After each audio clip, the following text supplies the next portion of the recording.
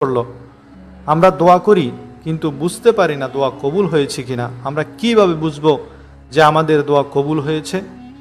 তখন মালিক বিন দিনার রহমতুল্লাহ আলাই উত্তর দিলেন, যখন দোয়া করার সময় আপনার আন্তরিকতা সৃষ্টি হবে, হৃদয়ের গভীর থেকে দোয়ার শব্দগুলো বের হবে, দোয়া করার সময় আল্লাহর ভয়ে শরীরের লোম খাড়া হয়ে যাবে, দু চোখ থেকে অশ্রু ঝরে ঝরে পড়বে, আর আল্লাহর কাছে চাওয়ার সময় খুব আগ্রহ সৃষ্টি হবে, খুব মজা লাগবে, তাহলে বুঝে নেবেন যে আপনার দোয়া কবুল হয়ে গেছে।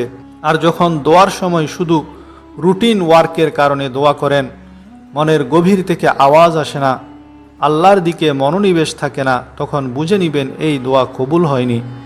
হুজুর সাল্লাল্লাহু আলাইহি ওয়াসাল্লাম এরশাদ করেন, কেঁদে কেঁদে দোয়া করো, ইল্লাম তাবকু ফাতাবাকু। যদি কান্না না আসে তবে কান্নাকারীর মতো আহাজারি